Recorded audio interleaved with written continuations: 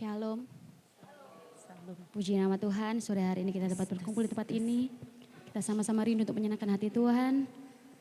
Kita siapkan hati kita. Haleluya Yesus. Kita menyembah Tuhan lebih dalam lagi.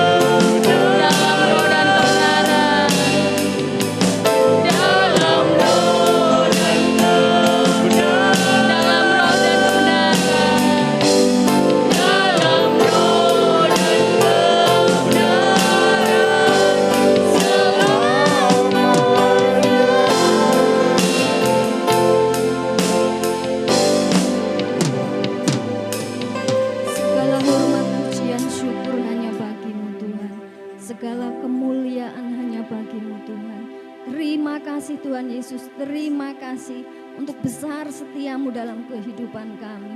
Terima kasih Tuhan, terima kasih. Berkaryalah lebih lagi Tuhan. Kami undang hadirat-Mu Roh Kudus menguasai setiap hati kami, menguasai setiap ruangan ini Tuhan. Kami patahkan segala penguasa di udara, roh-roh yang mengganggu ibadah kami pada malam hari ini. Kami patahkan di dalam nama Yesus. Biarlah Roh Kudus sendiri yang berkarya. Terima kasih Tuhan, terima kasih. Kami menyiapkan hati kami menjadi tanah yang subur untuk siap ditaburi dengan kebenaran firman-Mu. Berkati setiap pelayan-pelayan-Mu yang bertugas pada malam hari ini Tuhan.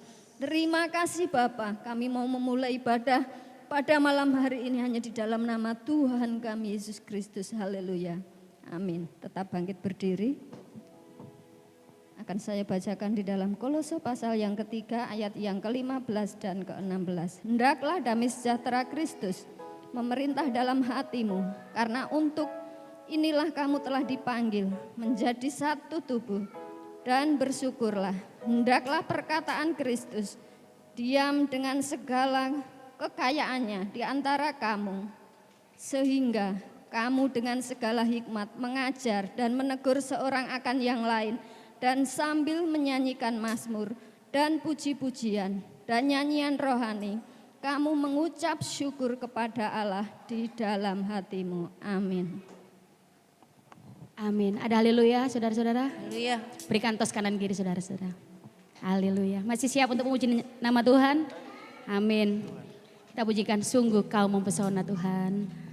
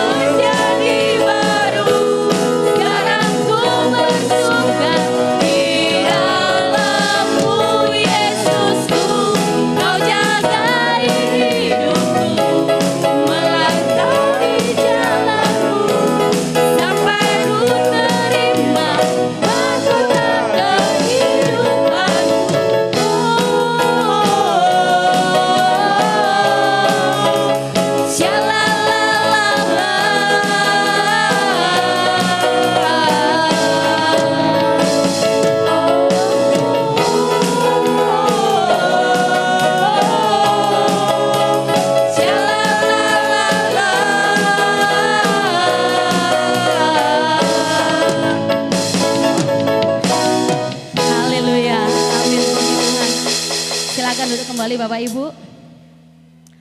Sudah capek belum Bapak? Ya, belum. Mari kita pujikan kembali. Tuhan Yesus memiliki kasih yang begitu besar terhadap kita, amin.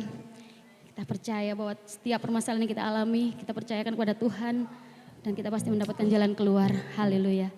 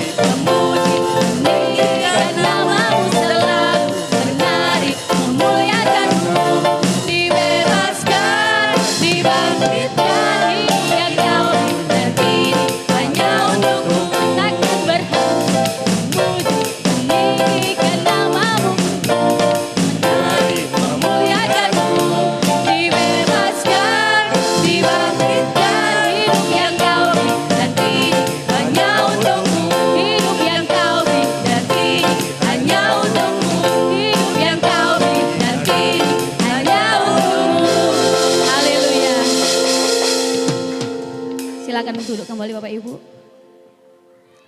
Saya persilakan, mungkin ada yang mau menyaksikan cinta kasih Tuhan. Sambil menunggu kita pujikan Yesus kekasih jiwaku. Haleluya.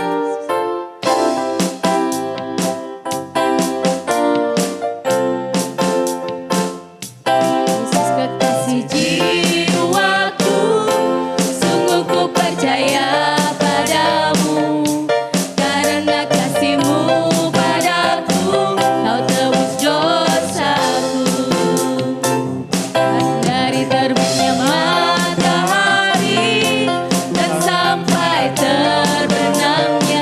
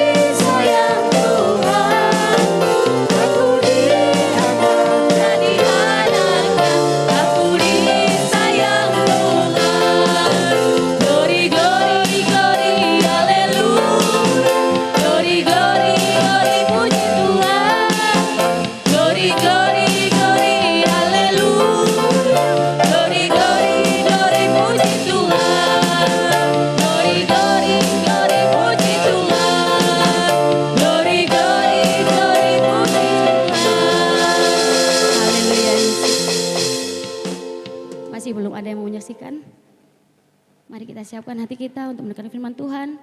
Saya undang untuk bangkit berdiri kembali. Haleluya Yesus. Kita undang Roh Kudus untuk hadir di tempat ini sore hari ini. Haleluya Bapak.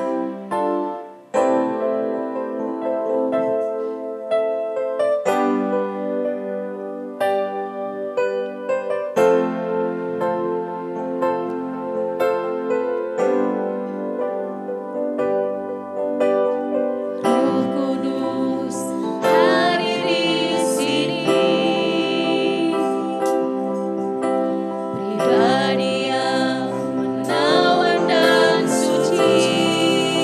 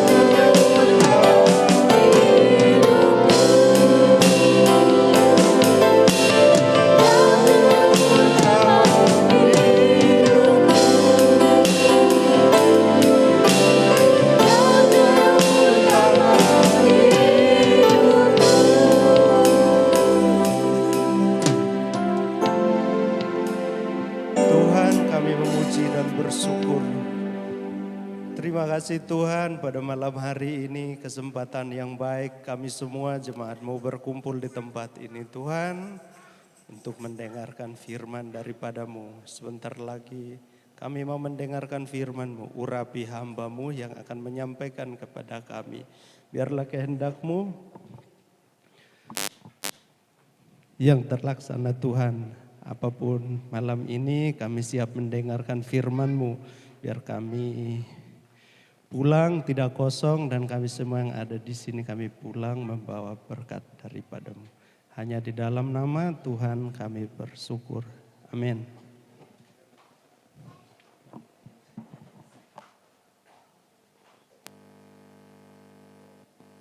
Cik. Puji nama Tuhan, selamat malam Bapak Ibu, ada haleluya. Coba kasih kiri kanan semangat lu, katakan semangat. Ya,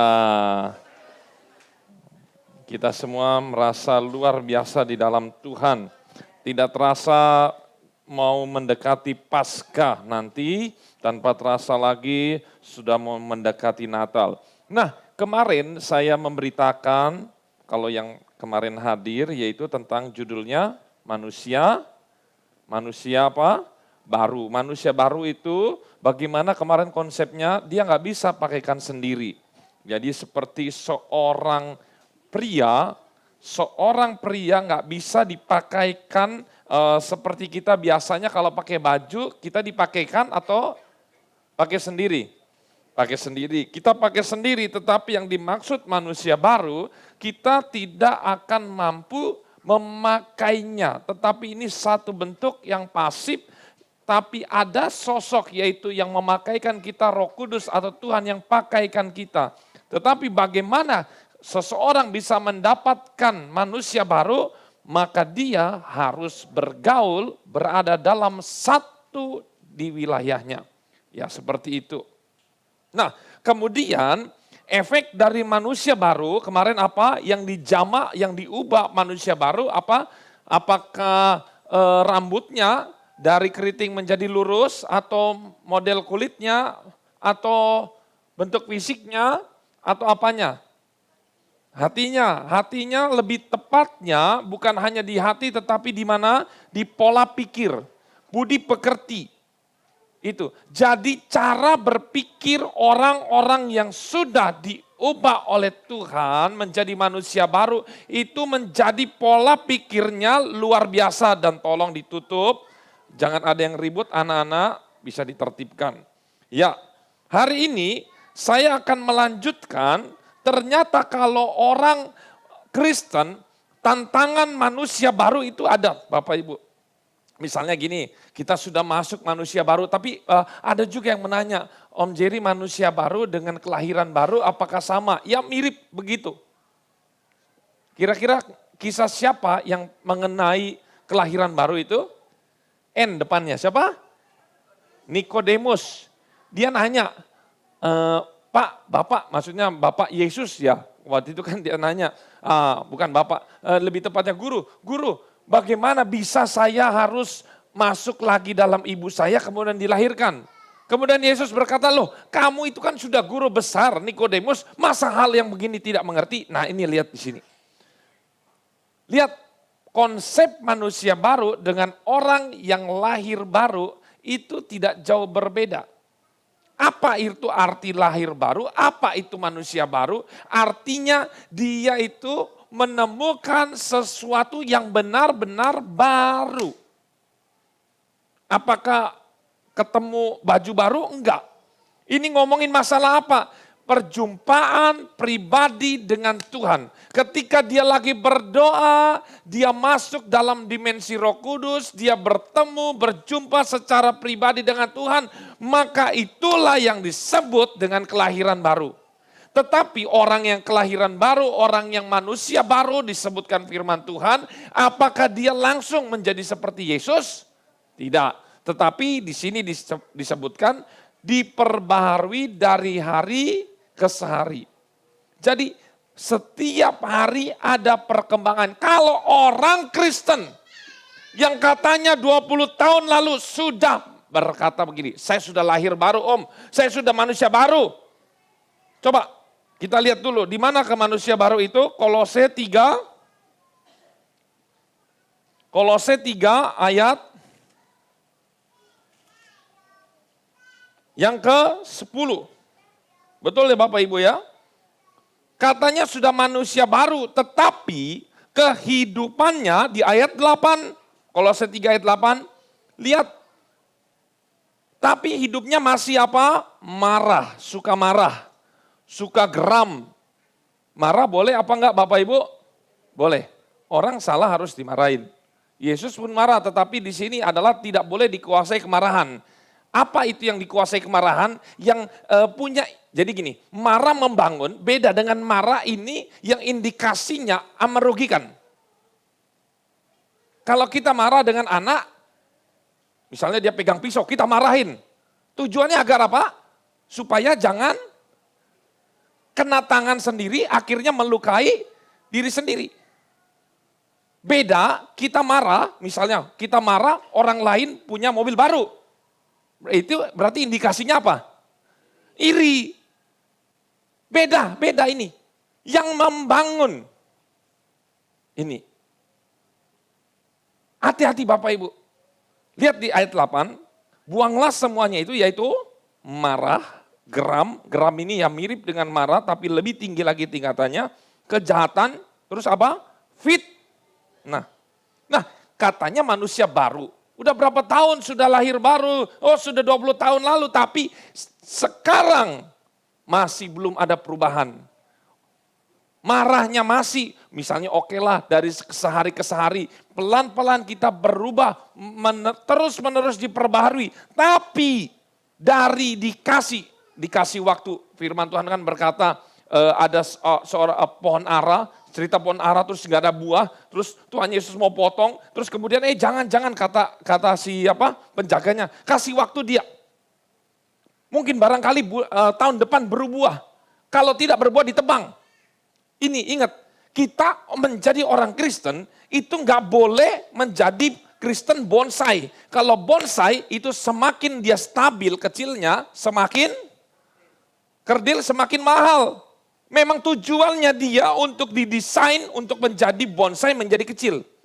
Tetapi tujuan orang Kristen dilahirkan, diciptakan tidak menjadi kerdil. Makanya Paulus berkata, kamu tuh sudah harusnya bukan minum susu lagi, harusnya makanan keras, tapi kamu sekarang masih susu terus yang dikasih. Apa masih ada yang tersinggung kalau misalnya saya kasih firman Tuhan keras? Wow, itu kok gembala kasih firman Tuhannya keras. Berarti itu tandanya masih kecil. Mungkin badannya gede, mungkin bentuk fisiknya besar. Tetapi ini pola pikir, akalnya kerdil, masih belum bertumbuh. Bapak Ibu harus nggak boleh menghakimi orang lain, tapi diri sendiri. Saya sendiri, Bapak Ibu sendiri, suami ya suami sendiri, istri sendiri. Nggak usah saling lempar. Tetapi coba pikirkan. Sekarang saya umur sekitar mau 37. Anggaplah perkembangan saya benar-benar ngerti akan dosa. Saya anggap waktu saya dibaptis itu SMP.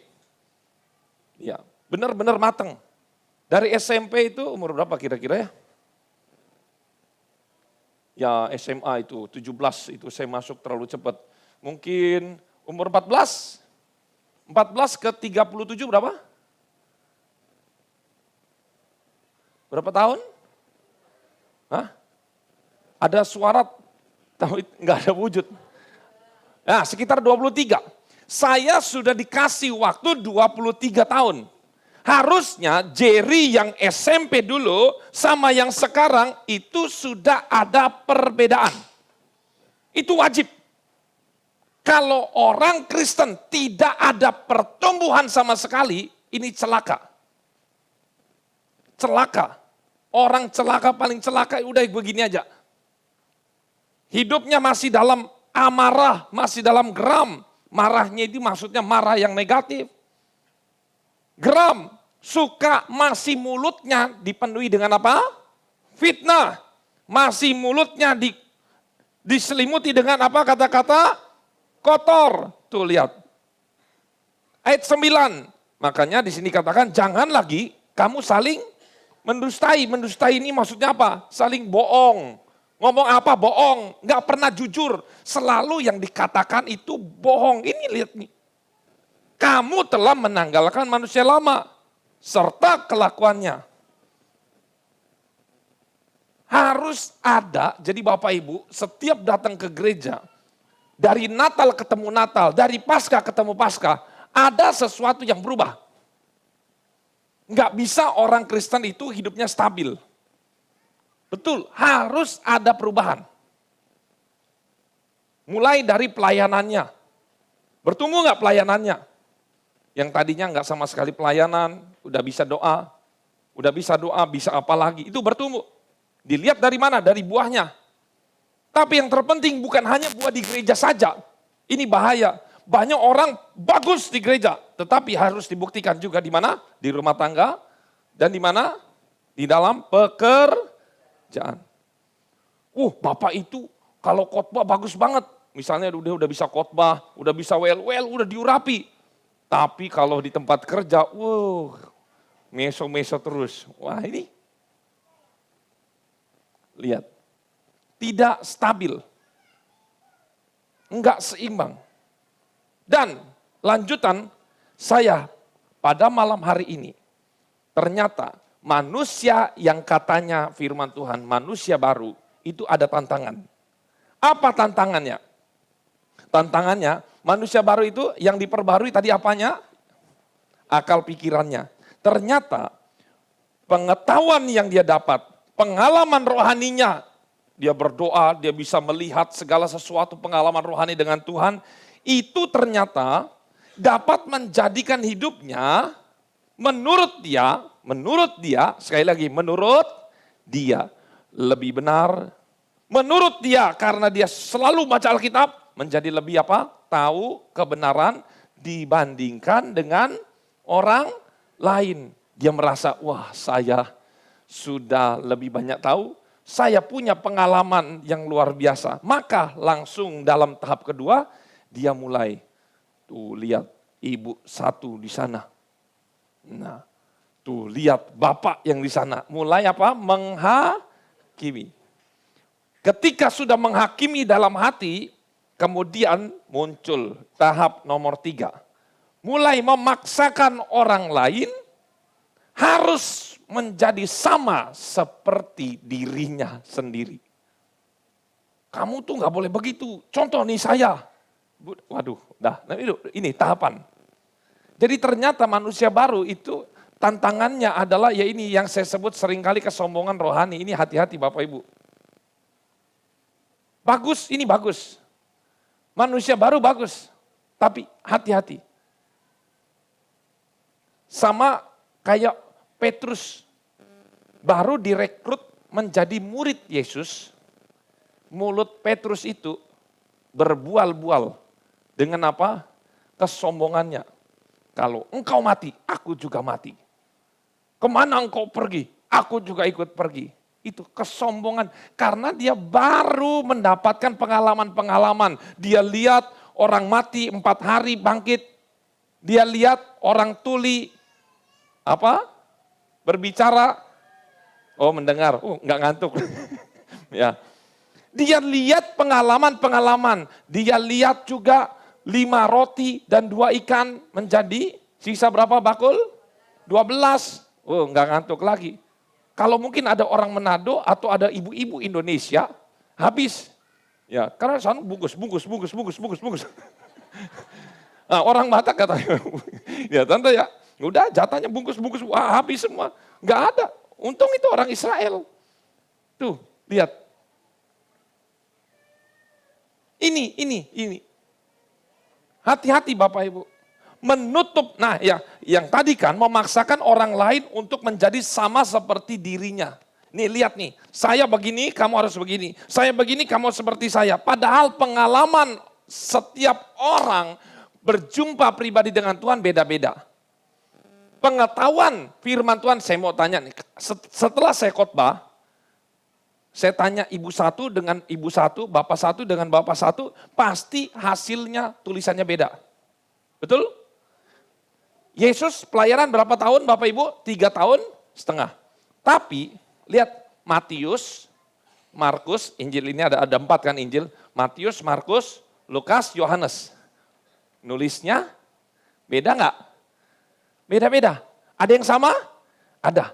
Tapi dengernya yang satu banyak yang nggak denger, yang ya misalnya 5.000 orang, misalnya 5 roti dan 2 ikan, itu ada di sini nyata, di sini nyata, di sini. Itu catat. Tapi yang di sini ada yang kelewat, dia di sini Yohanes dengernya berbeda, tulisannya juga berbeda, Lukas juga mendapat sesuatu yang beda, dan nggak ada yang salah.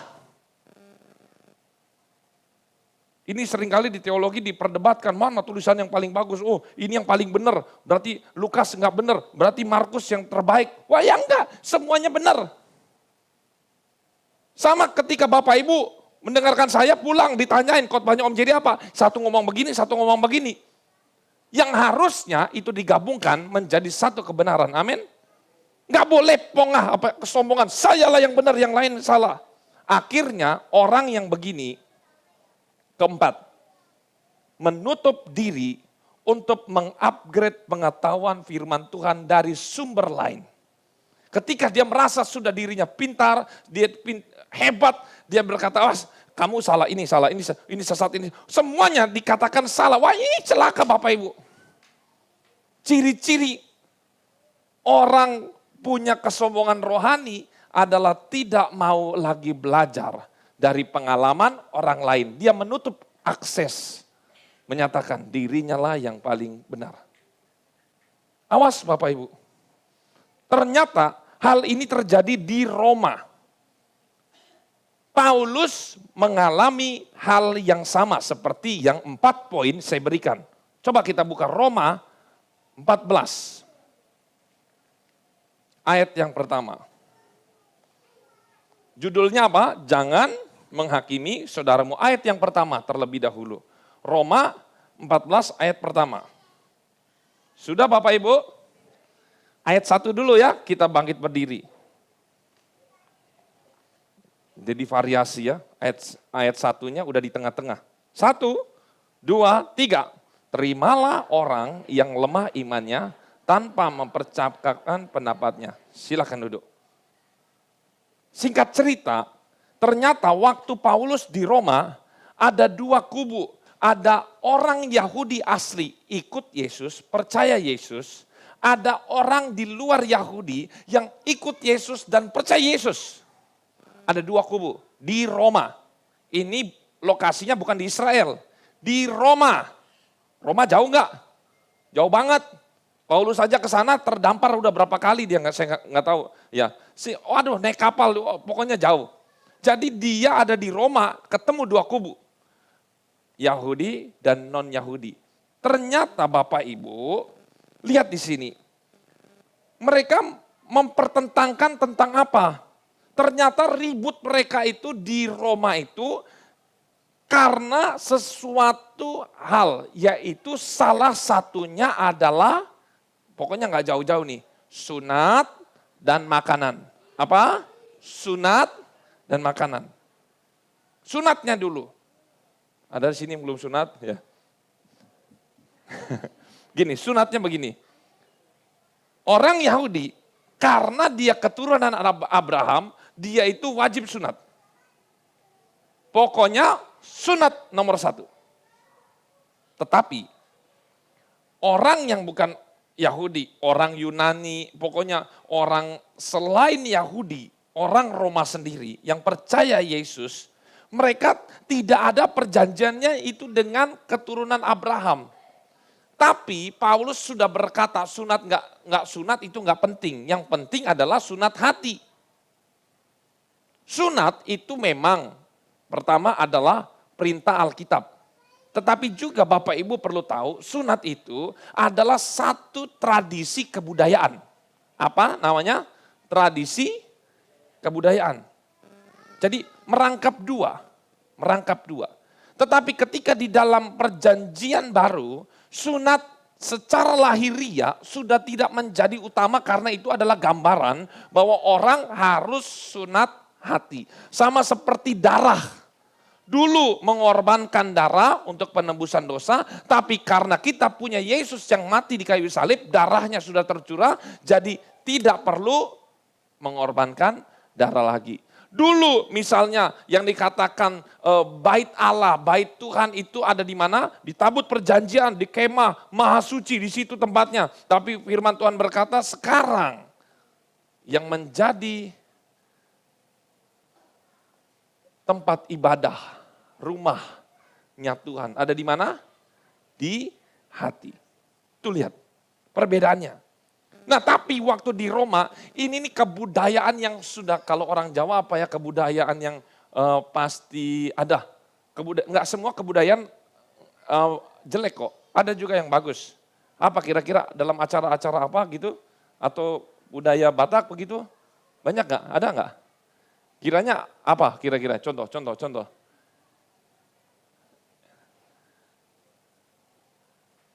Contohnya nih Ibu Julius nih, ulos. Ya, begitu. Ulos itu kayak satu yang wajib ya. Bahkan masuk juga dalam gereja ya. Nah, harusnya yang ulos itu siapa, Tante? Ulos itu harusnya ya orang Batak kan? Ya. Nah, orang Batak harusnya ngikutin ulos, masuk dalam gereja. Nah, ini sama nih seperti Yahudi, ini bagus nih. Itu nggak salah. Tetapi Parot masuk satu grup sama-sama jadi orang Kristen. Di dalam satu gereja ini ada mayoritas Batak, ada mayoritas NTT. Orang NTT, Pak Arnold misalnya, harus pakai ulos Pak. Kalau nggak pakai ulos sesat. Gitu. Loh, kok begitu? Kan yang ulos kan orang Batak, kenapa harus disamakan ke saya? Menurut Bapak Ibu, ini masalah apa? Dosa atau budaya? Budaya yang sudah berbeda. Ingat, mereka ada di mana? Bukan di Yerusalem, tapi ada di mana? Di Roma, di tempat netral, di luar Yahudi. Tetapi mereka mempermasalahkan hal sunat ini. Kemudian yang kedua, makanan. Orang di zaman itu, waduh, kalau misalnya orang Israel mempersembahkan korban apa? Dengan apa?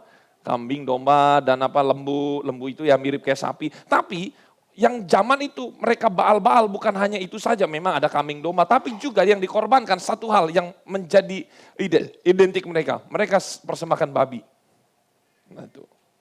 Akhirnya habis dipersembahkan, makan-makan pesta juga. Dan ini juga mirip seperti terjadi di tempat ini misalnya. Contoh misalnya ada orang yang Muslim masuk Kristen. Atau budayanya di Jawa tidak pernah mengenal makan babi. Begitu. Akhirnya dalam satu gereja, misalnya hidangan babi dihadirkan. Cers gitu. Kemudian yang satu berkata, loh itu babi haram. Karena terbawa pola hidup lamanya. Mengerti? Yang satunya, oh ya enak. Masa nggak makan babi, wong babi halal. Yang satunya jadi berantem karena hal makanan. Jadi begitu. Jadi ini hal-hal yang nggak perlu harusnya, tapi dipermasalahkan di Roma. Makanya Paulus berkata, terimalah orang yang lemah imannya tanpa mempercapkan pendapatnya.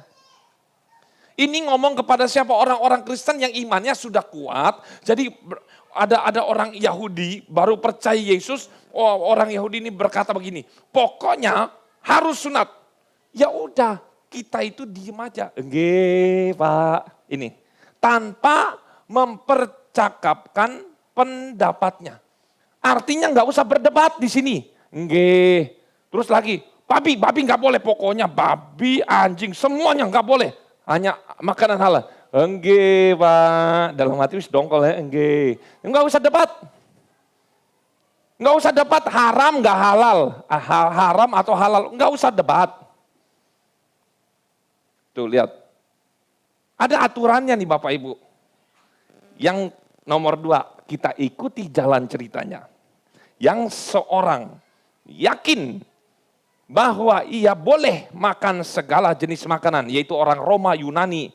Tetapi orang yang lemah imannya, ini maksudnya nyindir orang Yahudi, hanya makan sayur-sayuran saja. Karena banyak yang haram begitu ya dipersembahkan berhala. Siapa yang makan? Ayat 3, janganlah menghina orang yang tidak. Tuh, yang suka makan babi, anjing dan kelawar dan sekawan-kawannya, nggak usah menghina orang. Kamu orang Kristen kok nggak makan babi apa sih? Nggak usah ngomong-ngomong. Kasih aja di tempat saya, nggak usah ngomong-ngomong. Ya. Dan siapa yang tidak makan, janganlah menghakimi orang yang makan. Sebab Allah telah menerima dua-duanya, nggak ada masalah. Ini nggak ada masalah. Surga tidak mempermasalahkan tentang makanan. Tuh lihat ayat 4. Siapakah kamu sehingga kamu menghakimi hamba orang lain? Entahkah ia berdiri, entah ia jatuh. Itu adalah urusan Tuhannya sendiri. Tetapi ia akan tetap berdiri karena Tuhan berkuasa menjaga dia terus berdiri. Karena apa? Ini terus manggil, biar nanti Tuhan menghukum kamu. Yang satu biar Tuhan yang menghukum kamu. Tuhannya bingung, mau hukum siapa? Akhirnya Tuhan berkata, gak penting. Ngapain kalian ini ribut sesuatu yang gak penting. Gak ada yang dihukum. Dia tetap berdiri. Karena ini gak ada masalah. Clear sampai sini? Amin. Yang 5, yang seorang menganggap hari yang satu lebih penting daripada hari yang lain. Tetapi yang lain menganggap semua hari sama saja. Hendaklah setiap orang benar-benar yakin dalam hatinya sendiri. Orang Yahudi berkata, Sabat. Seperti kayak nyepi kemarin. Semuanya tidak boleh aktivitas apa. Pokoknya Sabat, diam. Yang satu, semua hari baik kok. Ribut karena hari aja. Ini gak selesai-selesai. Pernikahan contohnya. Waduh, yang satu semua hari baik. Yang satu gak bisa. Harus weton Jawa atau paling bagus nikah di Kliwon. Gitu kan? Jelek ya. Menurut saya bagus, kenapa? Murah. Hotel kan gak ada yang sewa tuh ke Kliwon buat nikah. Nah itu murah. Tapi yang lain berkata, ya mau monggo kalau mau cari yang bagus itu apa biasanya? Asar? Besar? Oh besar. Nah besar, ya sudah. Kalau kamu imannya di situ, monggo. Yang penting uangnya juga harus kuat. Tapi kalau mau murah, cari yang dianggap ya tidak ada yang hari itu menikah. Nah ini nih, hari yang satu. Ayat 6, siapa yang berpegang pada suatu hari yang tertentu, ia melakukannya untuk Tuhan. Dan siapa yang makan, ia melakukannya untuk Tuhan. Sebab ia mengucap syukur kepada Allah. Dan siapa tidak makan, ia melakukannya untuk Tuhan. Dan ia juga mengucap syukur kepada Allah. Ayat 7, sebab tidak ada seorang pun di antara kita yang hidup untuk dirinya sendiri. Dan tidak ada seorang pun yang mati untuk dirinya sendiri. Ayat 8, kita baca. Sebab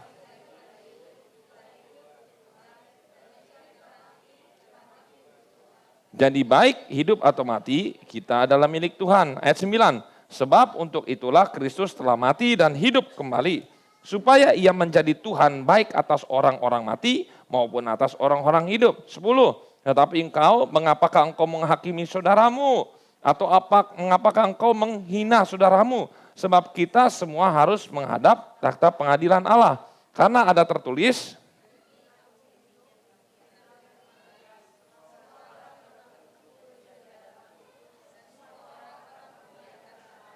nah, lihat di sini.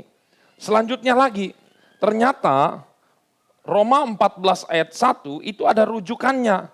Ternyata ini bukan hanya terjadi di Roma, tetapi juga terjadi di Kolose. Kolose 2 ayat 16, coba lihat di sini. Dan ternyata ini menyeluruh, hampir terjadi di mana-mana. Kolose 2 ayat 16. Judulnya carilah perkara yang di atas.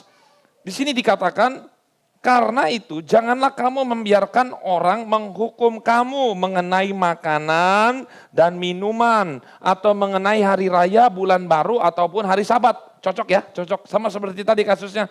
Semuanya ini hanyalah bayangan dari apa yang harus datang, sedang wujudnya ialah itu yang tadi saya ngomong. Masalah sunat, nanti menujunya Kristus. Masalah darah, nanti bicara mengenai Kristus. Sabat, itu Yesus sendiri.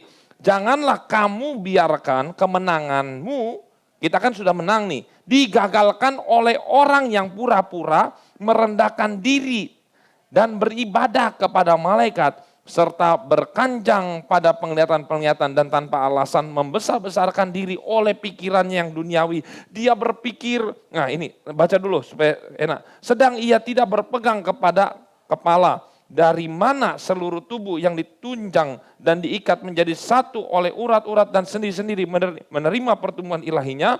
20, apabila kamu telah mati bersama-sama dengan Kristus dan bebas dari roh-roh dunia, mengapakah kamu menaklukkan dirimu pada rupa-rupa peraturan, seolah-olah kamu masih hidup di dunia. Jangan jamah ini, jangan kecap itu, jangan sentuh ini. 22, semuanya itu hanya mengenai barang yang binasa oleh pemakaian dan hanya menurut perintah-perintah dan ajaran manusia.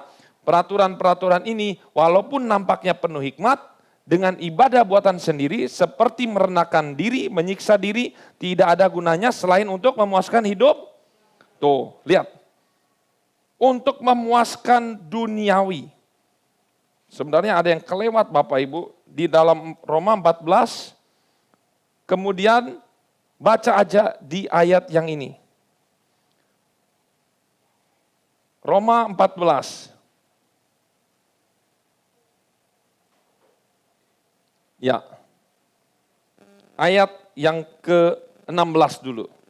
Apa yang baik yang kamu miliki, janganlah kamu biarkan difitnah. Ayat 17, sebab kerajaan Allah bukanlah soal makanan dan minuman, tetapi soal kebenaran, damai sejahtera, dan sukacita oleh Roh Kudus. Karena barang siapa melayani Kristus dengan cara ini, ia berkenan kepada Allah dan dihormati oleh manusia. Nah ini nih. Jadi kerajaan Allah itu bukan soal makanan, minuman, hari-hari apa semua. Kadang orang tadi di dalam Kolose, kamu berkata harus begini, harus begitu, pura-pura segala macam mempersulit dirimu, padahal itu enggak. Ada di dalam Alkitab harus kita mempersulit diri sendiri.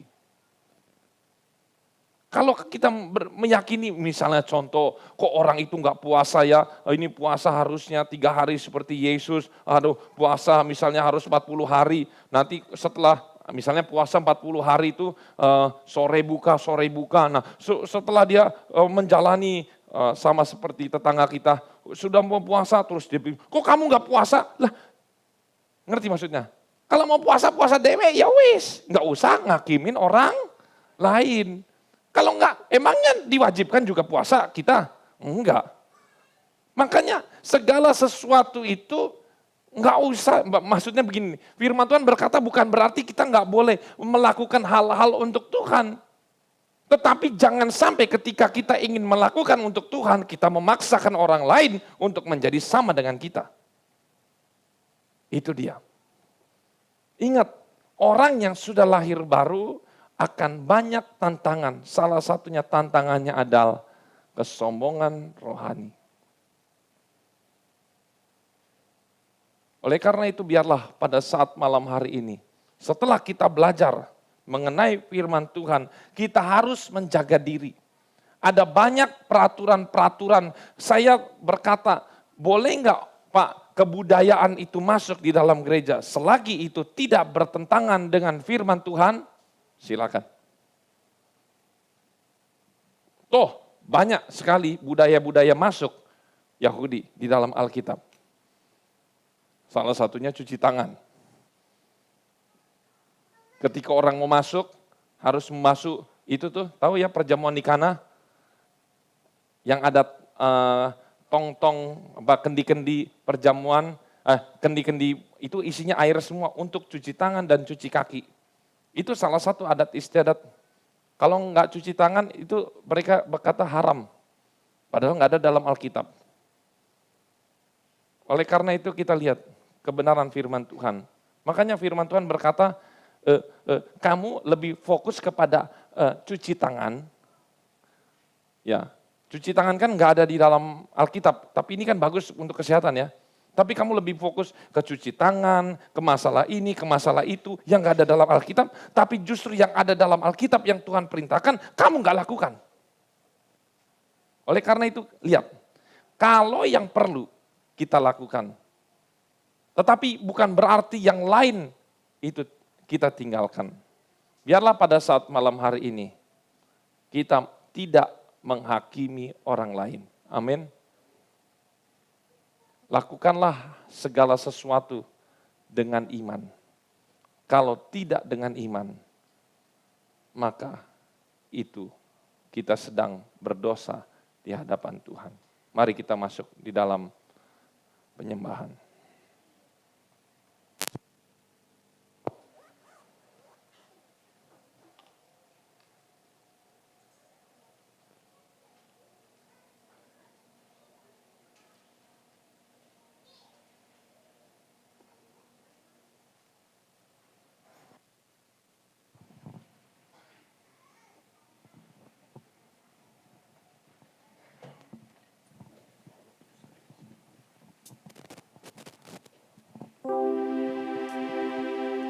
Mari Bapak Ibu Saudara kita bangkit berdiri.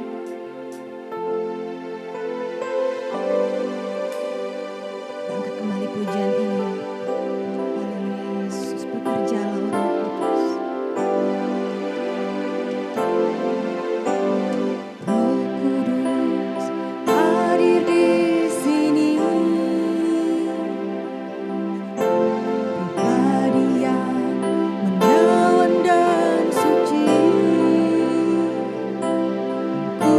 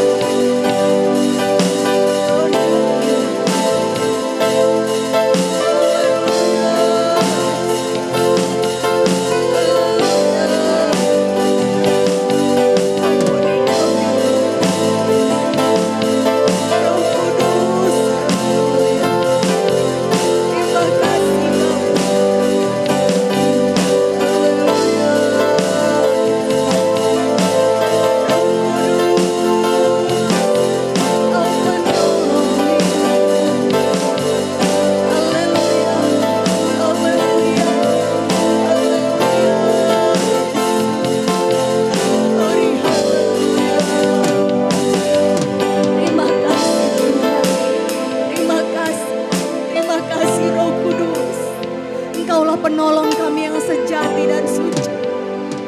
Ampuni kami Tuhan, melalui firman-Mu Tuhan. Kami telah ditegur, kami telah diperbaharui Tuhan. Biarlah hidup kami mau kenakan manusia yang baru Tuhan. Yesus yang ada dalam hidup kami. Biar hati kami Tuhan penuh kasih, tidak menghakimi saudara-saudari kami Tuhan. Biar Tuhan setiap firman yang Kau taburkan, semuanya untuk hidup kami Bapa. Biar hidup kami makin melekat di hati-Mu, makin menyenangkan hati Tuhan. Kami rindu Tuhan, saling mendukung, saling mendorong dalam kasih. Jangan biarkan Tuhan kami menjadi batu sandungan buat orang lain. Kami melemahkan iman orang lain. Ampuni kami Tuhan. Biarlah Tuhan hidup kami Tuhan. Setiap orang melihat hidup kami, mereka melihat Yesus ada dalam hidup kami. Terima kasih Tuhan, hamba-Mu telah selesai berbicara. Tapi kami percaya Roh Kudus senantiasa menjadi penolong dalam hidup kami. Roh Kudus yang menuntun setiap jalan hidup kami. Biar kami tidak berjalan menyimpang ke kiri atau ke kanan, tapi kami hidup dalam kebenaran-Mu Bapa. Memberkati hamba-Mu Tuhan, pakai lebih lagi untuk hormat kemuliaan nama-Mu. Memberkati setiap kami Tuhan, biar firman-Mu tertanam, bertumbuh dan berbuah-buah dalam hidup kami. Dalam berkat nama Tuhan Yesus Kristus, sebentar kami akan memberikan korban persembahan. Biar korban persembahan kami menyenangkan hati Tuhan. Kami mengucap syukur, kami memberi dengan penuh syukur dalam nama Tuhan Yesus. Haleluya. Amin. Silakan duduk. Kasih yang begitu besar. Persembahan dijalankan 2 kali, yang kedua untuk pembangunan.